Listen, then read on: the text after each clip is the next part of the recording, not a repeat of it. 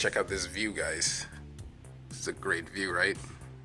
There's not much traffic today because it's the holidays, but my house, I come from all the way over there.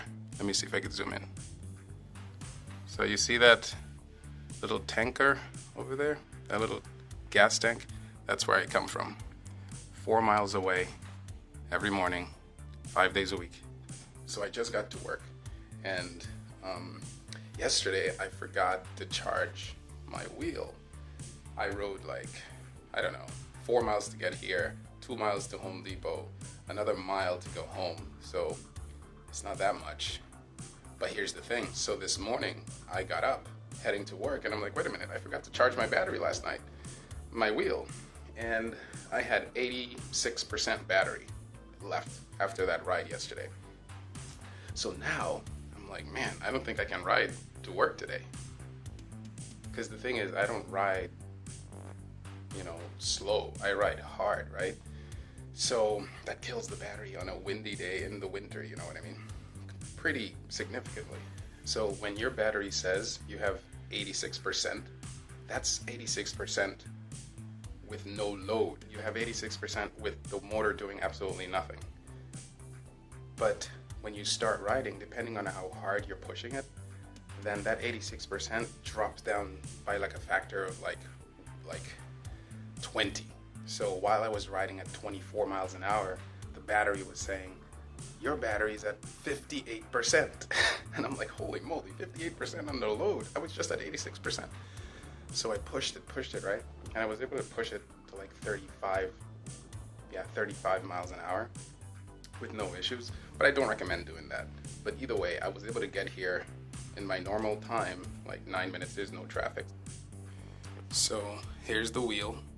What I'm gonna do is turn it on, and I'm gonna show you the battery percentage without it running. And then I'm gonna lift it up and try to make it go to maximum speed so you can see how the battery drops. A lot of you probably know this already, but a lot of you probably don't pay attention to this. But this is a load test example. Okay, so right now, let's turn it on. All right, so here's all the data. You see that the battery is at 80%, right? All right, 81%. Oh, come on, screen. What are you doing? So you see the battery is at 81%. Now, when I lift it, obviously it's gonna start spinning, but you'll also see the battery drop. So look, pay attention to the 81%, all right?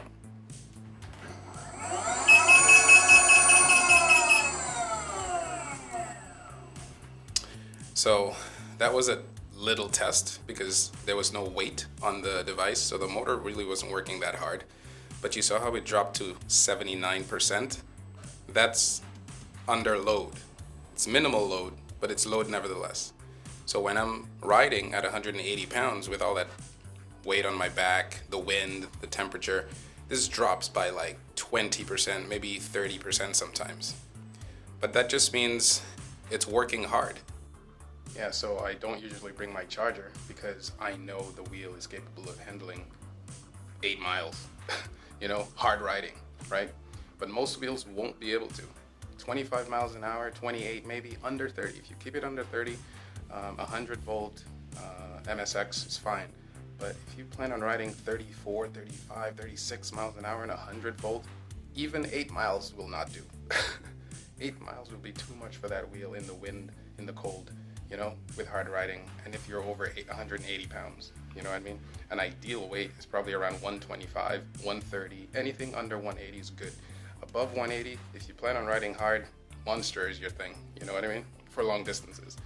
But I made a really good choice with that 1600 watt hour because I'm able to push it to 40 miles an hour. So that's fine.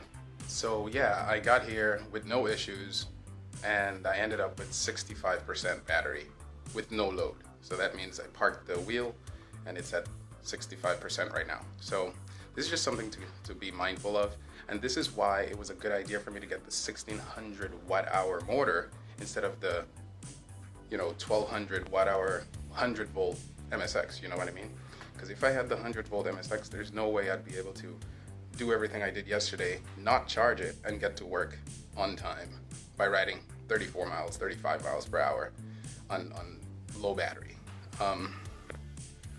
That's the negative of buying a powerful wheel and attempting to ride it at high speeds over long distance. You know what I mean? So here's my wheel right now.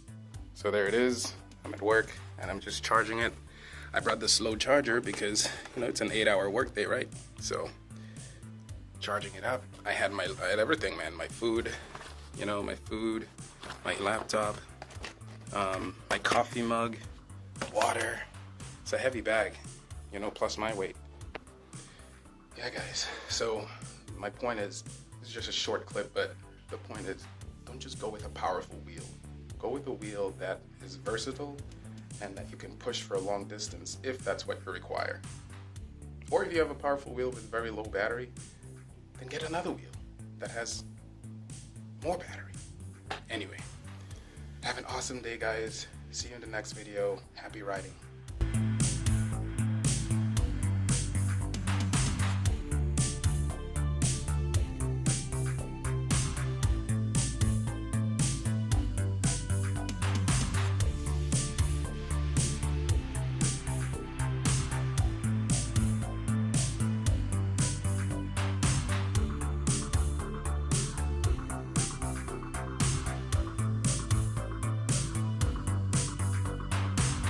I got it. Now I got it.